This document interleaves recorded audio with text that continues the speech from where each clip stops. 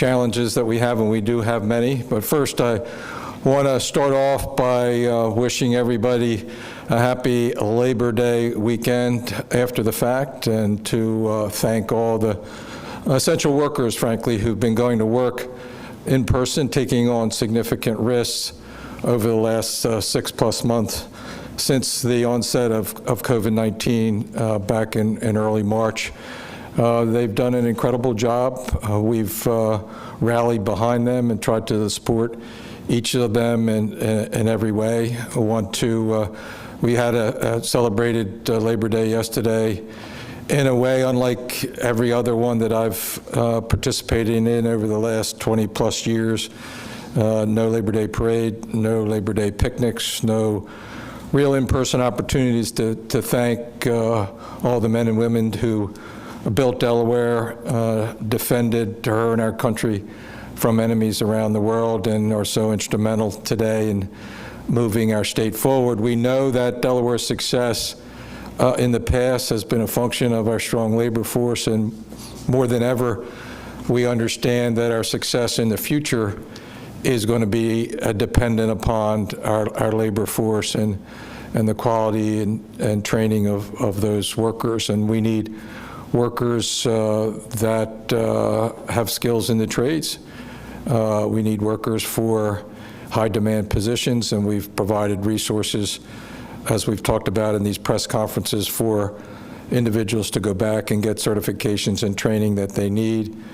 We need workers in technology, science and technology sectors, and in continuing to grow here in our state, college graduates and postgraduates, and all the way across the board. It's going to be those workers that are going to make our state strong and competitive. It is also those workers, particularly our healthcare workers, our first responders, public safety workers, teachers, educators, that are really responding to the call over the last 6 months, and as we start off the new school year into this fall. We know that we're going to have big challenges ahead of us. We have, as I said last week, a real turning point, hopefully, with respect to the Labor Day weekend. We know that there were big challenges. The weather was gorgeous, beautiful along the eastern seaboard and along our Delaware ocean and bay beaches, and we know the crowds came and we saw those, and we'll have to see how well we did in terms of keeping social distance and mask wearing. We're going to ramp up our testing at the beach areas and continue to do the testing among teachers, educators, and students, with districts who are going back to school. I know a number of members of my staff had their children starting up their schooling this year remotely today, and we're commenting on how that was going for the little ones in first grade as well as for the middle schoolers. We know that this will be a school year that'll look different than any other, and that the remote learning that will happen this fall will look much better than what it did as schools were closed in the spring. Our goal, as I've said for a couple weeks now, is to get as many students as possible, all our students ultimately, in front of teachers, live and in front of teachers in classrooms, with fewer and fewer doing remote learning. We know that special touch that teachers and educators and staff have on a first hand-to-hand basis, face-to-face basis, if you will, is the most important, particularly for the children who need that instruction the most, that don't have quite the support that others have at home. And we also know that families and parents need that support to balance off their lives as well with work commitments and the rest. And so we're moving into a new phase of our response to COVID-19 here in Delaware. It's probably the most critical stage as we anticipate the return of the flu here in the fall, a possible resurgence. My hope is that everybody took enough protective measures and followed the guidance and followed the restrictions over the Labor Day weekend so that we don't have a further uptick in positive cases. We have seen an uptick over the last 2 or 3 weeks. We're in kind of a in-between zone, as I've been saying for several weeks now, in between really good and bad, not so good. We're better than a lot of states. We haven't seen an uptick since what we saw at the end of June, the beginning of July, as we moved out of Memorial Day weekend and into the 4th of July. We know where the challenges are. They're increasingly in unstructured environments, house parties, not so much in bars and restaurants. We are doing a better job there. That is an area of concern as well, of course, because it's where people get together. Alcohol's involved, and people are having a lot of fun, and they don't want to think about necessarily wearing a mask and keeping social distance. In fact, just the opposite. And so now we know that the focus of these outbreaks is in a young adult demographic, not so worried about coming down with COVID-19 or the risk that they pose to others in the community if they do, and having a sense of invincibility themselves. And it's not just here in Delaware, it's across the country. I hear from my colleagues, governors of other states, about that big article in the papers over the weekend about the challenges in college and university towns in Iowa and Indiana and North Carolina, Georgia, you name it, every state in the nation that has colleges and universities, and they all do, are experiencing the same kind of phenomena. And we're trying to get ahead of it here in Delaware at University of Delaware, Delaware State University. A.J. Schall and his team is working very closely with those institutions to get people tested, to work with local and campus police personnel in mostly the unstructured out-of-classroom, off-campus activities in Newark and in Dover that cause the real problem. And so as to moving on and into phase 3, I get that question a lot.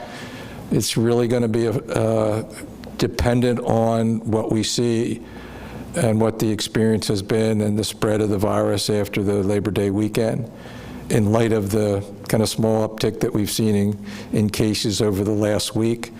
We're back on the quarantine list again, New Jersey, New York, and Connecticut.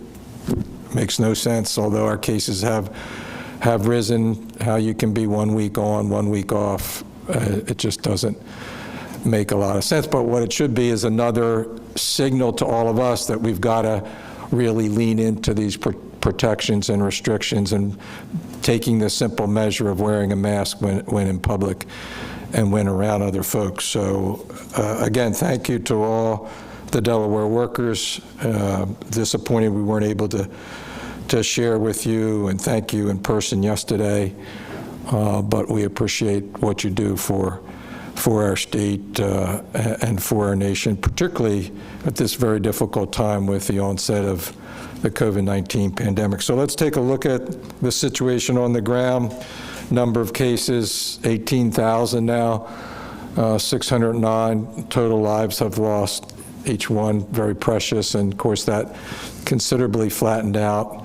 We don't want to see any more, but it is not growing at the rate it was, which says a lot about our efforts to protect the most vulnerable populations. Again, a partnership there with nursing homes, with families, and we're talking about getting families the opportunity to visit, and that'll be a big help to both those that are in the nursing homes as well as the family members.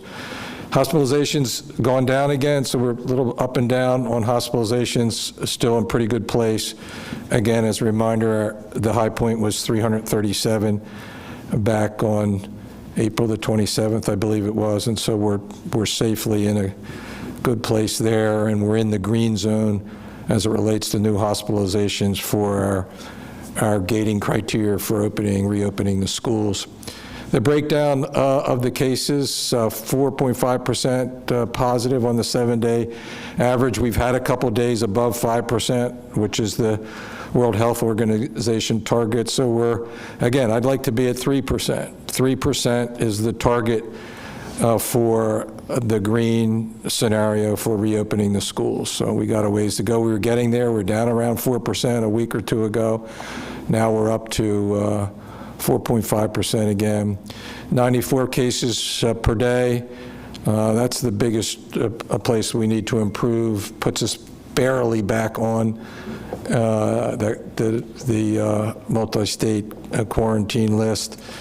But we need that number to go down by 100% if possible. So 8,700 positive cases in Newcastle County. We saw some upticks there in the city of Wilmington. Dr. Rattay will talk a little bit about that. Positive cases in Kent County, we have seen some upticks in the Dover area. And then in Sussex County, again, we've seen some spikes in some of the areas, actually areas outside of the beach communities in Sussex County, but continue to see a larger number of positive cases out of Sussex County as a percentage of its population than anywhere else in the state. Of course, the young adult demographic with the most cases and growing and separating from the other demographics still. Here's our data dashboard with a 14-2-week look, and you can see we're pretty much flat in hospitalizations, new hospitalizations, percent positives, new positive cases per day. We had that one big spike that really hurt us there 2 or 3 days ago. I think that's 145. You know, you have a day like that, and by the way, the percent positive that day wasn't that off the charts, AJ, I don't think. It was just that we tested so many more people. Again, why it doesn't make sense, these criteria from the other states, because we're testing those people in that instance, AJ, because there's school personnel going back into the classrooms and in our partnership and University of Delaware increasingly. So again, all those graphs on a 14-day view are flat, virtually flat, in terms of the 7-day moving average. We want to be going down. We want to be getting better. I think that's the point. And that's why each of us need to do our part, and mostly just wear a mask when you're in public to protect mostly others as opposed to yourself, because so many people we know are not symptomatic but shedding the virus. So here's the 90-day view. Again, you can see the peak back in the, that peak now is the end of June, beginning of July peak. Earlier we saw the larger peak was way back. You can see it in the bottom middle in the end of March, the beginning of April, end of April, I should say. And so we had a little bit of an uptick there at the end of June, beginning of July, and then things have flattened since then, and we need to push it down further. So that goes so to the question of when are we going to move into phase 3? When we get better. You know, we're flat. And so that we can know that we're good enough, healthy enough to bring our children back in the classrooms and the workers back to work. You know, unlike other states that just didn't pay any attention to whether they had improving conditions on the ground and reopened and then had a dramatic spike. So this is the percent of folks who tested positive. That gives you the whole look all the way back to the end of March. And you can see the dramatic increase at 43% positive at the end of April. Again, April 27th, we had 337 people in the hospital.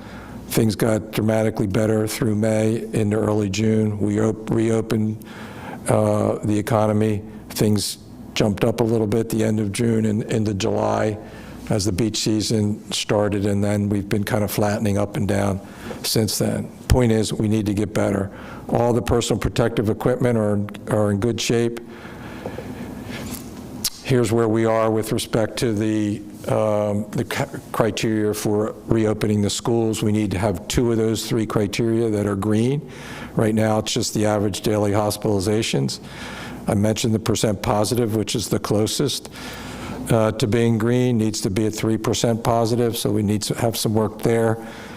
and the new cases needs to be around 10, so we've got a ways to go there. But we're clearly in a position to enable schools to get some number, some cohort of their children in front of classrooms, and many schools have been doing that, and many districts are doing it starting today, and as we move into September, and others will start fully remote until maybe early October, and then start bringing cohorts of students hopefully into classrooms as well. So that's the overall goal and objective, that all the things that we're talking about on the public health side are geared towards, and it's related obviously to bringing people back to work in person as well, and protecting our senior population. So the thing that you can do is go get tested.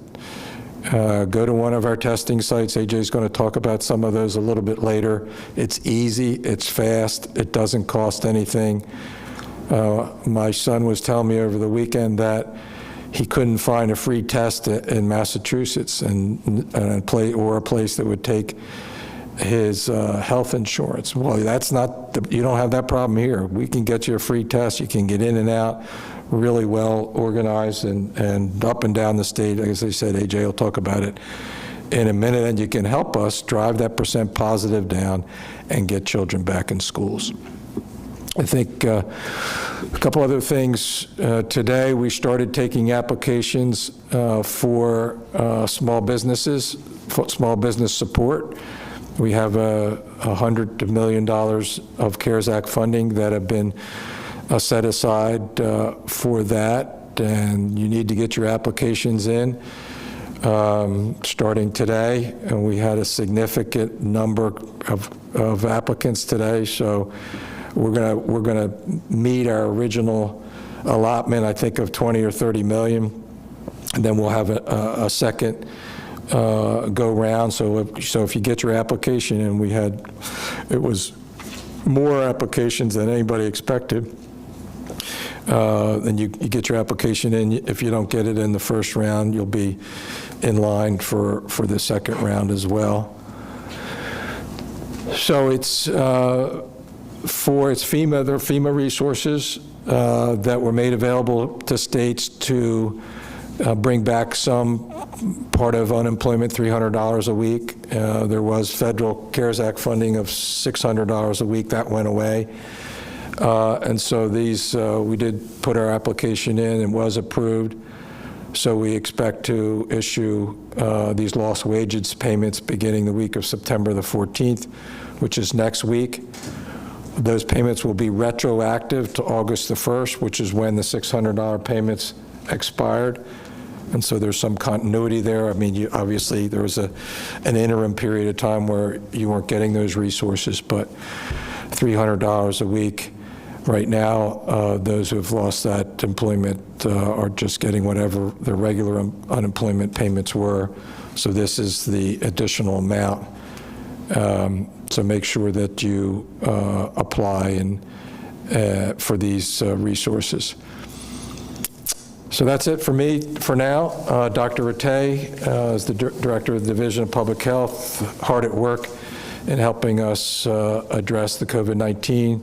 She and her staff are just doing an outstanding job, very difficult one. I'm not sure that how much about it you all learned when you were getting your degrees, but this is some on-the-ground, actual first-hand experience, and the whole division is doing just an exceptional job. Talk about essential employees. You've got a bunch of them that work for you. Thanks, Dr. Rattay, for being with us. Thank you so much, Governor. So today I'm going to talk a little bit about a few things. First, I want to touch base on our slight uptick in cases and % positives, which Governor Carney already mentioned. We are seeing a slight increase in cases and in % positives. In fact, September 4th was one day where we saw a % positive of 7.1% in the state, which is the highest that we've seen in quite some time. So we are looking very, very closely at this and trying to understand what may be driving some of these increases. And so on the next slide, what we are finding in the data are some geographic areas where we are seeing some increases that we wanted to highlight, but also let you know that we're looking closely in these areas. In the Newark area, 19711 and 19713 zip codes are two zip codes where we're seeing increases, where we do have a lot of UD students living off campus. Additionally, 19702, which is more Bear Glasgow, we're also seeing some increases in both cases and percent positives for all of these areas in the Newark area. And I'm going to talk a little bit more about our outreach efforts in Newark in just a moment. In Wilmington, we're also seeing some increases, especially in 19802, but also 19801 and 05, as well as Newcastle 19720. So we're also looking very closely at those areas. Our epidemiologists, our case investigators are looking for commonalities to see if we can identify any specific outbreaks or sources. Then also, as the governor mentioned, in Dover, we're also seeing some increases. So very importantly is making sure that people do have access to testing. Now, AJ is going to talk more about the testing events this week, but there are a number of testing events in these areas, and so we want to encourage people in those geographic areas to be aware that there's some increases and really take advantage of whether it's the testing events or some of the stationary testing activities like at Walgreens, Rite Aid, even DPH clinics. So check out de.gov/get-tested to find where the testing activities are going on in these geographic areas. So with the University of Delaware, University of Delaware has reported to DPH 41 cases since September 3rd. What our epidemiologists or case investigators are finding is there's no one single point of exposure, but a number of these young adults are either in group living situations or involved in off-campus social activities, some centered around a couple of sports teams, but more so with off-campus social activities that seem to be related to or how these individuals are getting exposed. So DPH is working very closely with the University of Delaware, and we're grateful for this partnership. One thing to clear up, contact tracing is done in the state of Delaware by the Division of Public Health, not by individual entities, whether it's employers or universities, but DPH is doing all of the contact tracing for the state of Delaware. So with positive cases, we make calls to case investigate, and we find out who the contacts are, and we follow those up. For the ones that we are having trouble getting a response, we have field teams that actually go out to try to find these individuals and get the information we need. This information is so critically important for the work we're doing.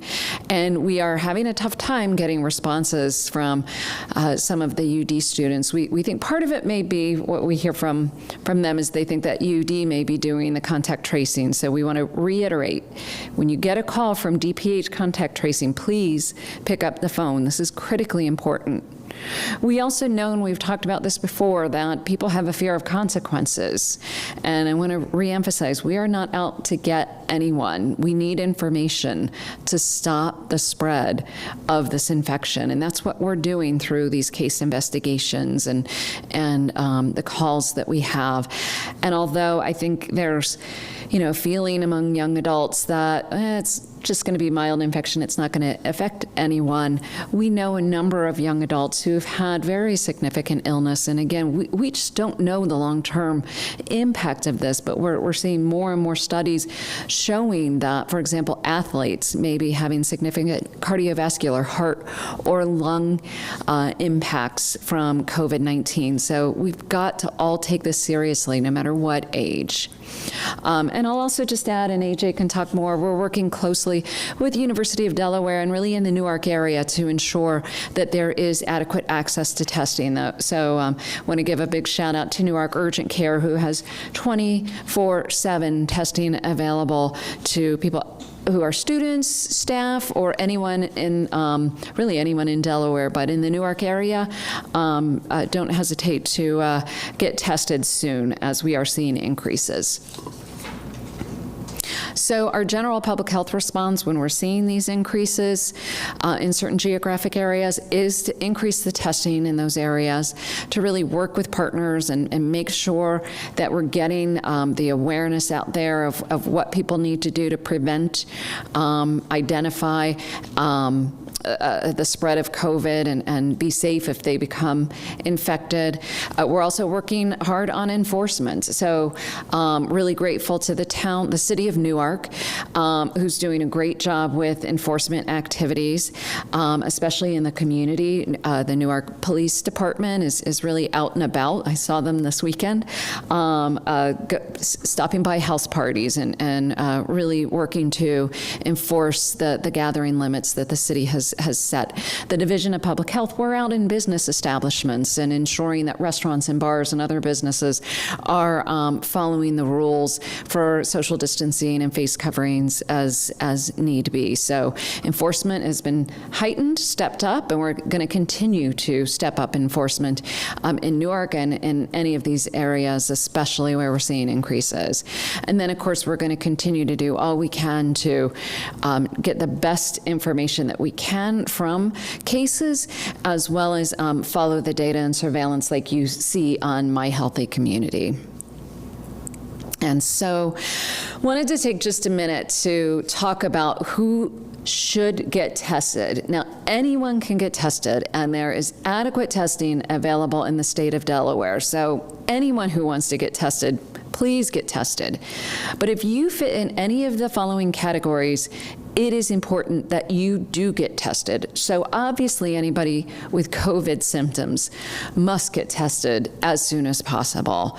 But people who have been exposed to someone who has tested positive should get tested. Now, we suggest that you stay in quarantine for 14 days and then get tested at the end of quarantine, but you can also get tested in the middle as well as the end of your quarantine, just to know if you have become positive.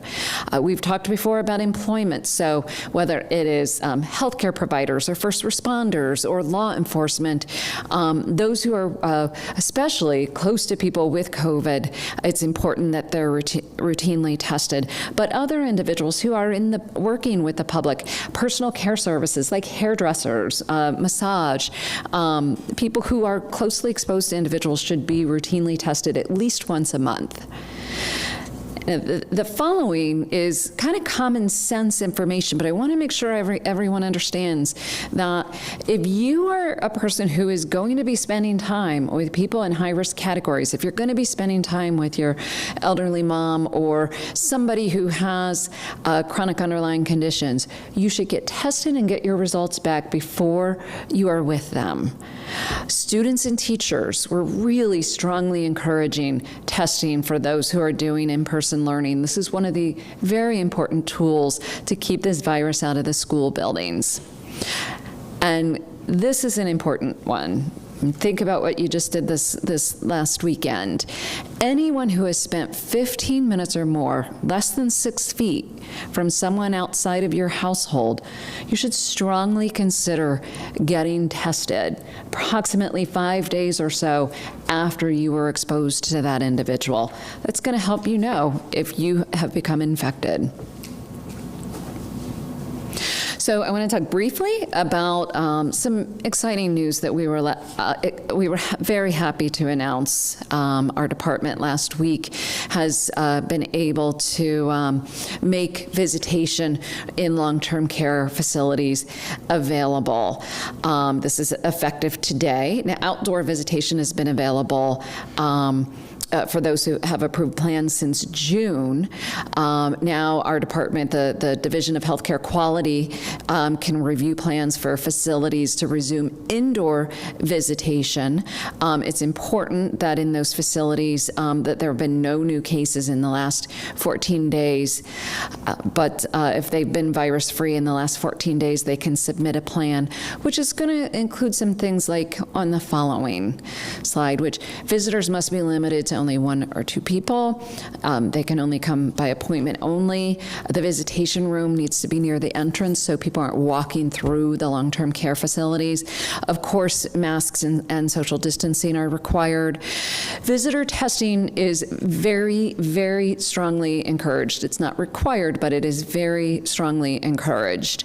Additionally, staff will be monitoring and cleaning the visitation space, and if there is a new case of COVID, visitation will be suspended. But we are really excited about being able to do this now. Our long-term care facilities have done a really great job with the testing that they've done to really make cases in long-term care facilities a rarity at this point, and we know that visitation of loved ones is so incredibly important to the residents who live in these facilities.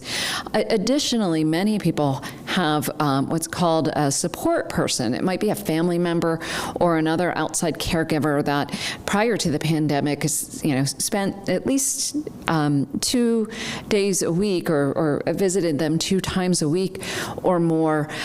That's a person who is able to provide companionship and assist with activities. Of course, for this person to be approved as a support person, it must meet the facility's approval as well as agreement by the resident themselves. But we know that this is going to make a lot of people happy to have a support person there to help provide some of their care again. And there are some restrictions on the next slide that's important. In some ways, these people will be treated like staff or any other vendors, so they will be required to get COVID testing just like any other staff or vendors in the facility, but they can come several days a week, up to from 1 to 4 hours. And although they can't go travel throughout, they can go into the resident's room where they must stay. And of course, they must wear face coverings as well as gloves when providing any direct resident care, and perform frequent hand hygiene. And then, of course, not only should they not come in the facility if they are symptomatic, but they must notify the facility as well. So with that, I'm going to hand it back to you, Governor. Thank you very much, Dr. Rattay. Some really good information. The focus now on students returning to the University of Delaware, mostly Delaware State University as well, and the activities in and around the university in the city of Newark, so critically important. We know from the experience of other college towns across the country what to expect and what to be concerned about. We've worked hard with Newark Police and University of Delaware Campus Police on enforcement. The most difficult part of that, of course, is in the private homes and parties in those neighborhoods and homes, and mostly the jurisdiction of Newark Police, I believe. But clearly a partnership, the need to get testing. Everybody should get tested, but those groups of folks need to get tested if they are symptomatic, obviously, or having contact with vulnerable populations, come in contact with somebody who tests positive, particularly if you get that call or that notice from our contact tracers. Lots of categories of folks that need to get tested. If you've been out in the public and you've been within 6 feet of somebody for more than 15 minutes, another reason to get tested, just to be sure. It will help our overall efforts, AJ, to get as many people through the testing sites. We really ramped it up over the last several months. You can get a free test just about anywhere in Delaware, and why don't you talk about what we're looking forward to this week and kind of in the month ahead. No, absolutely, and thank you, sir.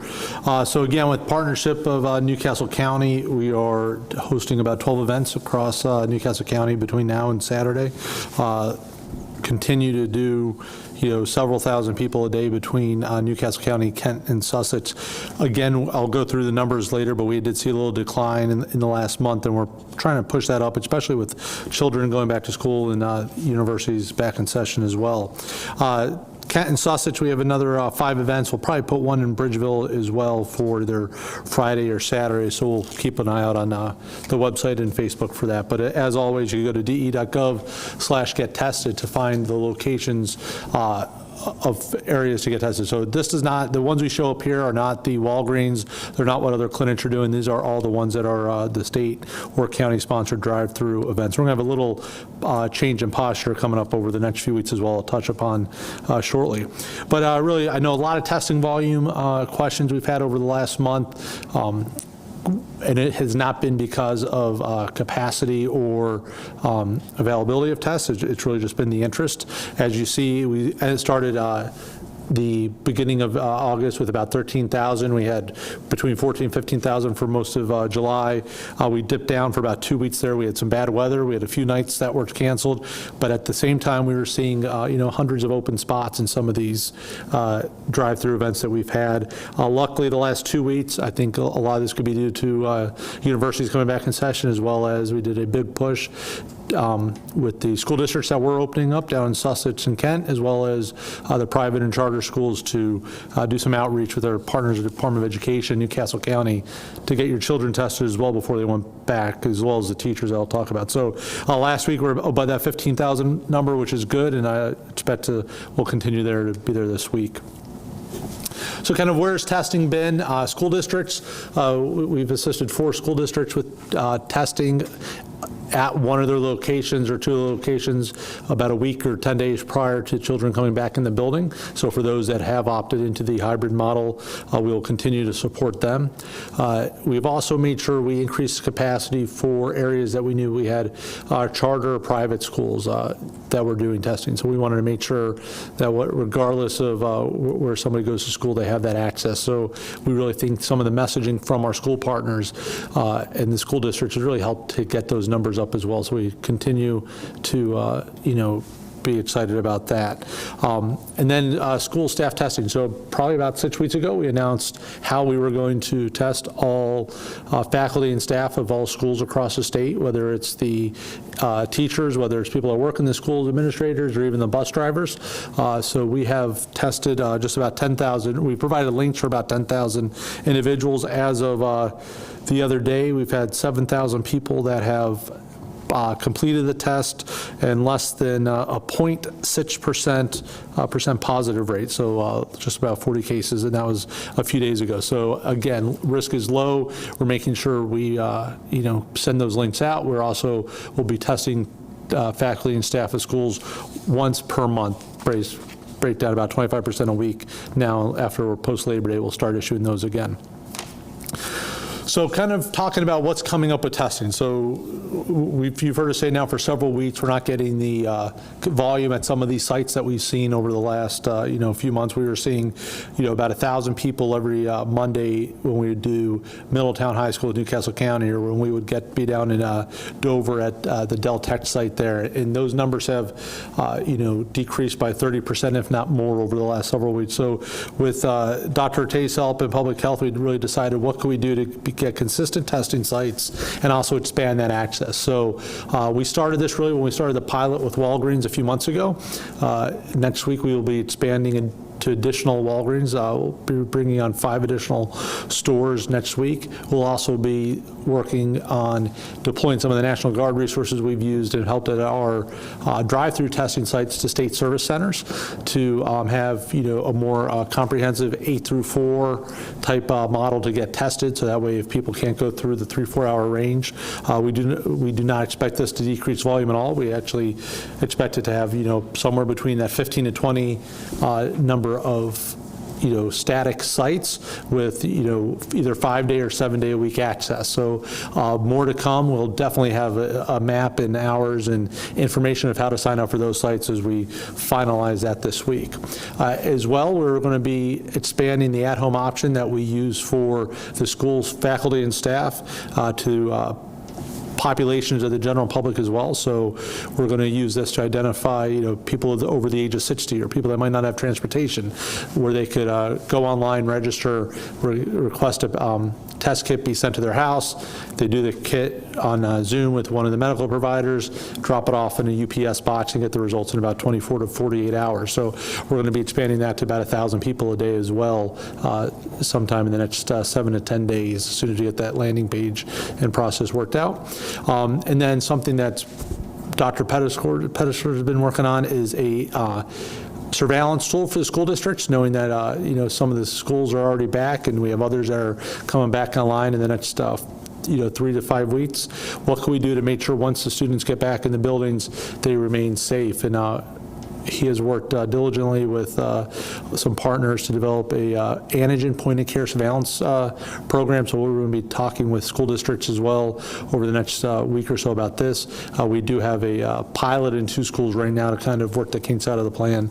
But this is a rapid test. The federal government also will be providing the additional support with this, with the Abbott, they call it the credit card now test, which is a 15-minute turnaround time. So this is going to help us, with parents' permission, test the children when they're in school, get through a certain percentage a week, and make sure we remain safe and have a foundation of comfort for everybody. So that's what we're doing, sir. Back to you. So lots of changes in the testing that we're doing in Delaware since back in March, obviously, when most of the testing was done by our hospital partners on symptomatic patients that were turning up either in doctor's offices or at the hospital emergency rooms. The percent positives in those days was in the 40%, topping off at 43, 45%. We made a commitment to try to hit 80,000 per month. We're not quite there, but we're touching 60,000 at 15,000 a week or so, and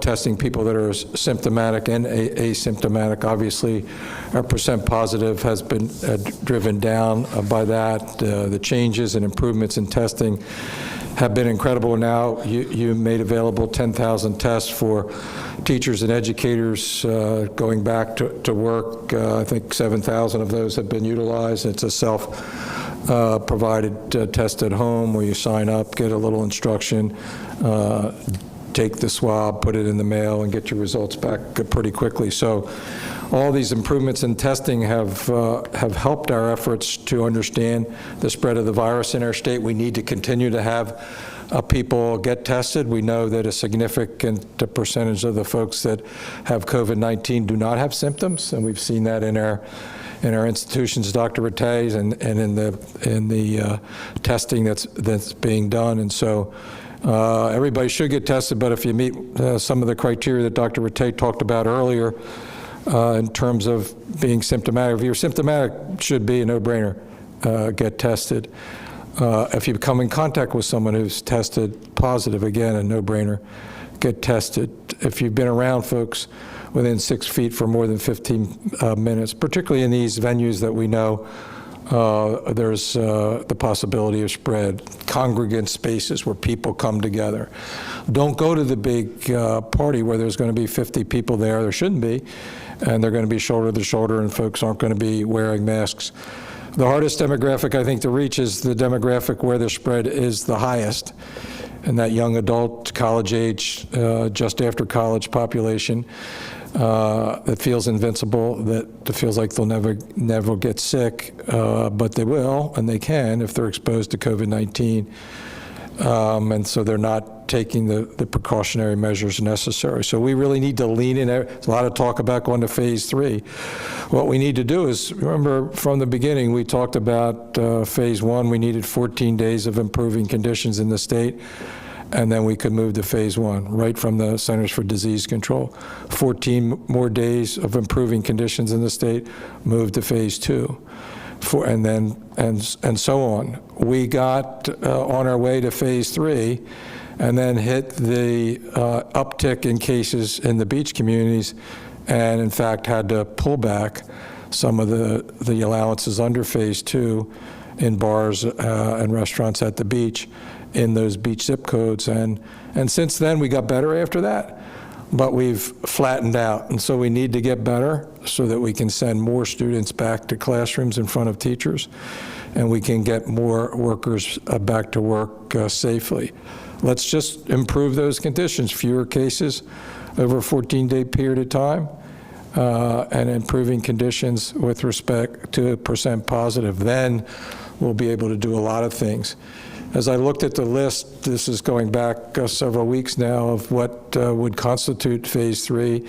Frankly, it wasn't a lot. It was mostly opening up certain venues, but it gave the impression that everything was back to normal. Everything's not going to be back to normal until we have a vaccine or an effective treatment. We need to have protections in place to keep the spread down and to protect particularly vulnerable populations and allow teachers to teach in classrooms with students without the fear of getting COVID-19. So with that, we have a number of questions. We have press that's here with us in person.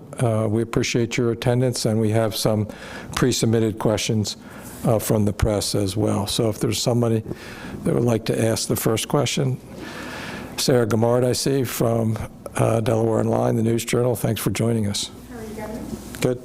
Can we revisit this 14-day quarantine news? I think there's still a little confusion about why this keeps happening in the state. I know, in your opinion, it shouldn't be happening, but can we go over a little bit of explaining to people why Delaware's on the list, why, in your opinion, it should not be on the list? Yeah, so they have criteria. When I say they, I mean New York, New Jersey, and Connecticut. And there are other states that have similar ones.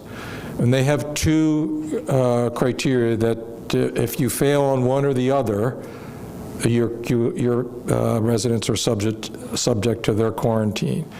So if somebody from New Jersey travels to Delaware and they come back, they have to quarantine for 14 days. That's a pretty big impediment for traveling here. And if you are traveling from Delaware, say a student going back to the university and college in New Jersey, you have to quarantine for 14 days. So the two criteria are 10 per 100,000 new cases per day, so roughly a target of 97. Figure we have 974,000 people, so 97. And then 10% positive. But you have to meet both criteria. We're way below the 10% positive. But we're right on the edge on the new positive cases on a 7-day moving average each week. And so 1 week we're at 85, and then this week we're at 96. It's stupid, right? I guess the answer is you've got to have a cutoff somewhere. But anybody that's on that edge, it should be both. You have to fail both, because we could fix it easy. We could just do fewer testing, right? And not find those additional, once we get to 80-some, stop. We're not going to do that. It doesn't make any sense. It's not responsible for public health. But that's what having those criteria do. Most of this is run, I've had good conversations with Governor Murphy in New Jersey, but we've not been able to get through to the Health and Social Services people in New York, who run the numbers and just blindly, add up the sheet each week and add states and subtract states and the rest. And they won't show us their formula or their methodology. We were also caught in, we add cases if they come late from the Department of Corrections, but they're 2 weeks ago. We'll put them on as they should be reported, and we do, but we report them as the date that the test was made. Well, they take it from the cumulative on a week-to-week basis, so they add that in, which gives a false impression of what's happening in our state. So that's kind of a long explanation about why we're on again, off again. Why it's relevant is because we have people that travel a lot in between states. And in particular, we have travelers who love to come to Delaware beaches. And that's where a lot of the pushback has come from on our side. Why are you allowing this to happen?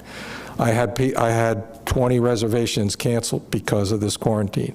And then guess what? The next week, they're able to take those reservations. That just doesn't make any sense. And so, can we talk about schools for a second? Sure. Have you been able to talk to Department of Ed officials at this point about what they're seeing on the ground, any concerns they have for students who are doing online learning? Yeah, so I think it's a little bit early. It is a focus of ours. We want to know both how are they doing remotely, and I think the answer is it's already way better than it was in the spring. Okay, that's qualitative. That's not very quantitative.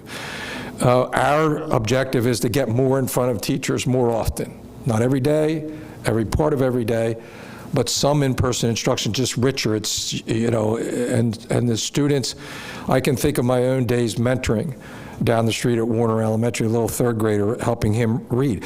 Like, I couldn't have done that remotely.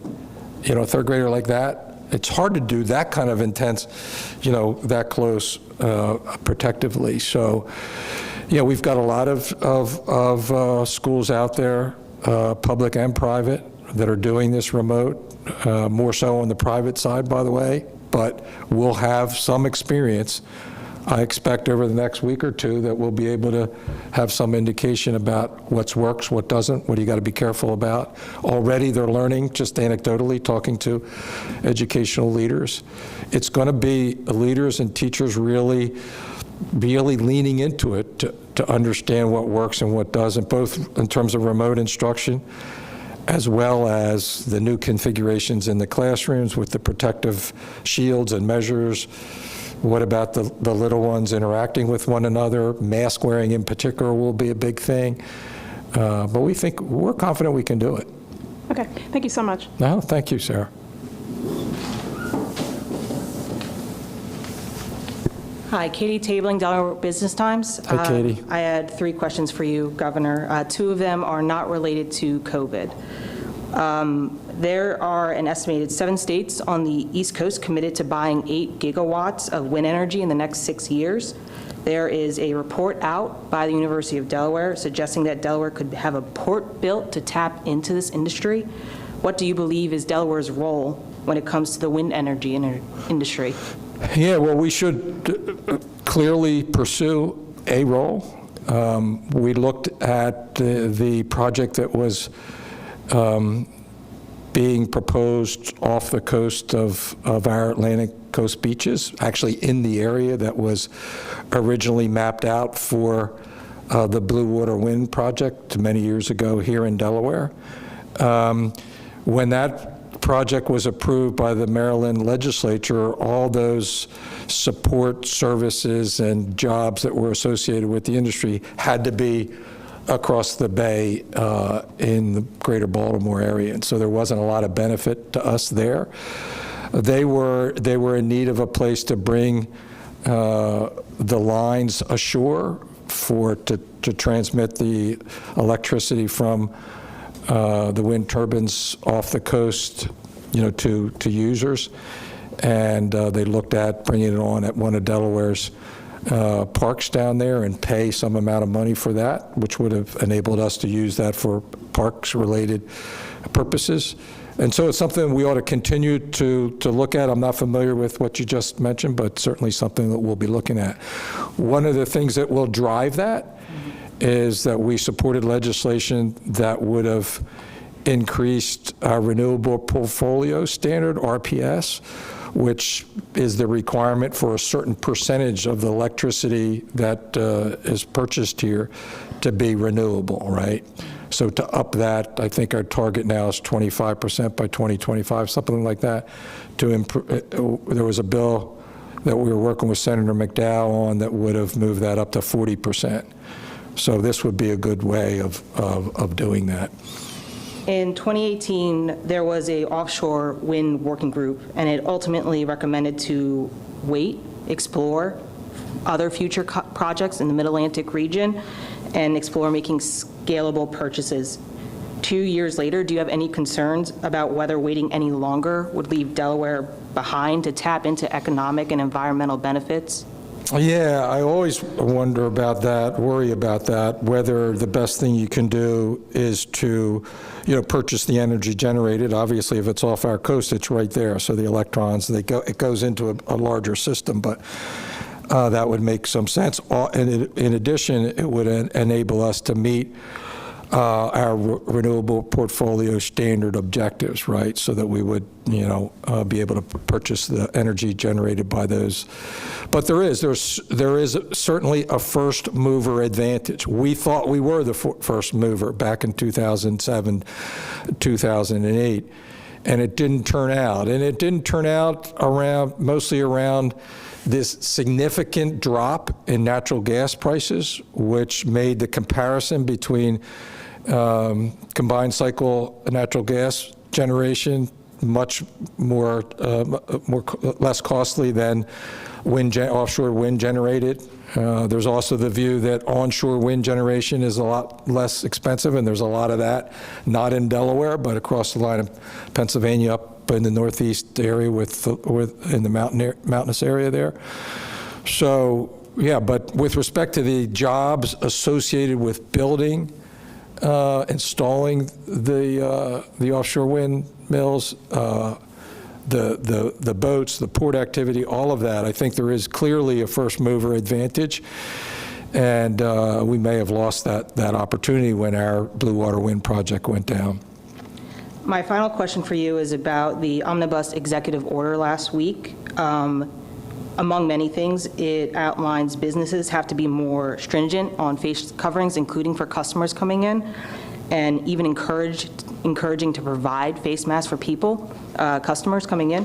Do you have any concerns about adding this, whether this may add more of a burden onto our business owners? Absolutely. I'm very concerned about anything we would do now to add an additional financial burden on business owners.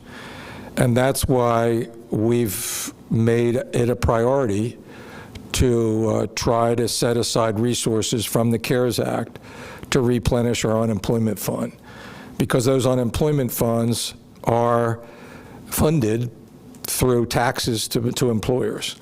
And so if we get to the point where we need to replenish it, the worst thing that we could do is when businesses are hurting as badly as they are, particularly some businesses. Remember, this has negatively affected businesses in the hospitality, tourism, and those industries dramatically more than others. It's not to say that others haven't been hurt as well. Some have been helped, believe it or not, in a minority for sure.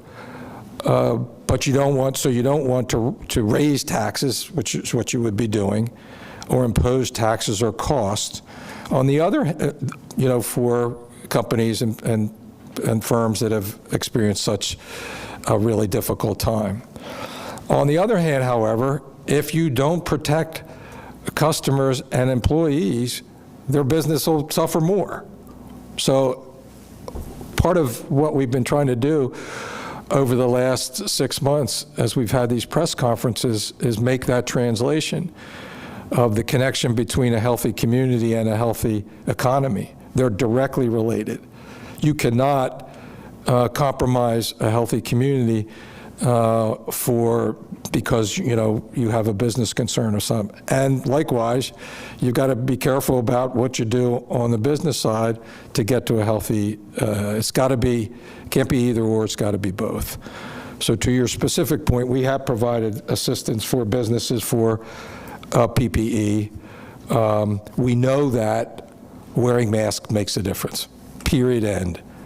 Everything we've heard over the last 6 months from CDC, from all the experts, everything that we've talked about on our White House calls with respect to states that you wouldn't believe, Texas, Arizona, Florida, all these states now insisting on mask wearing. And so it is the most important thing that people can do. And, the compliance is so unpredictable. I go into some places, I go into Wawa all the time. There was a big altercation this morning because somebody wasn't wearing a mask, but everybody's wearing a mask. And similarly, other businesses, and we've tried to point those out here in these press conferences, because it's the most important. And then you go other places and people feel like, oh, I don't have to wear a mask in this circumstance. So to your question, yes, I am concerned. And one of our highest priorities is both to provide assistance, as we announced today, for our small businesses in particular that have been negatively impacted, and certainly not to impose additional costs. And that's why we're focused on replenishing the unemployment funds with CARES Act and state funding. Thank you.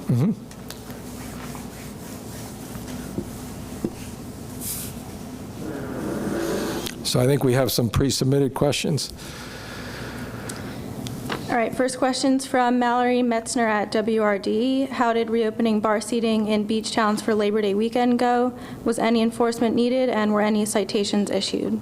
Well, I'll leave those questions up to Dr. Rattay, but I will say that it was a beautiful weekend, and there were huge crowds at the beaches across Delaware, in New Jersey, and Maryland. And as I said going into the weekend, this is going to be a big test. And we won't know the answer to the test today, I don't think, but we'll know in the week or so beyond when we see what happens at our testing sites. We got testing sites down in the beach communities this week and across Delaware. Dr. Rattay? Yeah, so to clarify what we did last week and began on Friday was to allow sit-down dining at bar space at the bars in the beach areas. People needed a reservation, needed to be distanced from non-household members, but it went well. We had a DPH staff person down at the beach checking out the beach bars. They did not notice any concerns, and no citations were provided. The next question's from Mallory Metzner at WRD. Is there a timeline for Phase 3 now, and what will Phase 3 look like for people and businesses in Delaware whenever that time comes? Yeah, so there's, I've talked a fair amount about this already in terms of moving to Phase 3. You know, I think the answer is that we need to see improving conditions in terms of daily positives and percent positives. I think movement towards the 2 green scenarios in the school reopening is our target for schools reopening, and we want to make that the highest priority. If you look at what we allow currently, it's significantly more than what's allowed in other states with respect to the fire capacity, 6-foot distancing. Dr. Rattay just talked about seating at the bar, not congregating at the bar, but seating at the bar. Even as we move forward to whatever Phase 3 ultimately looks like, we're still going to need precautions to protect and prevent the spread in bars, restaurants, and other congregate settings. The next question's from Doug Rainey at Delaware Business Now. What are the reasons for Delaware not using the metric for positive cases employed by Johns Hopkins in its widely viewed dashboard? Dr. Rattay, I think that's a question for you. Yeah, happy to take that one. So it's an interesting question and an interesting issue. Probably half the states do it one way, half the states do it another way. The way we currently have it on our website is percent positive is based on number of Delawareans. So each Delawarean is counted only once, regardless of whether or not you've had 1 test or 20 tests. The way Hopkins does it is positive is at the top, at positive cases, and the bottom is all the tests done. We are going to be posting both on our website soon so that people can see how we're doing both ways. To do it the Hopkins way, when we get to doing that, we'll show a decreased number. So you will see our percent positive cases go down when we begin to post it that way. All right, we have 2 more questions. This is from Melissa Steele at Cape Gazette. Will the ACLU lawsuit affect Delaware's ballot and hand rule for upcoming primaries? I don't think so. The ballot in hand rule is part of what the legislature just passed, and so it is the law as we understand it. We've got a primary next week, and I don't expect any changes. So we want to see as many people vote as possible and to vote safely. That's the whole purpose of mail-in balloting. I've tried to stay out of this myself as somebody that's on the ballot, but we're encouraging people to get their mail-in ballot mailed by the Friday before the Tuesday primary and by the Friday before the Tuesday election. And if they're not able to do that, the law allows for drop boxes so that they could, take it to the Department of Elections in each of the counties. And last question is from Kevin Andrade at Maxima Radio. Do you plan to follow up with the owners of a property in Bridgeville that hosted a large party this weekend? Are the owners facing any penalties? I'll turn that over to Dr. Rattay as well. I was very disturbed by photographs that I saw. That's clearly not allowed, a gathering like that. I didn't see in the photographs, I didn't see folks wearing masks, and I saw people shoulder to shoulder, which is not currently permitted, and it is frankly a prescription for disaster, a super spreader as they call it, and shouldn't occur.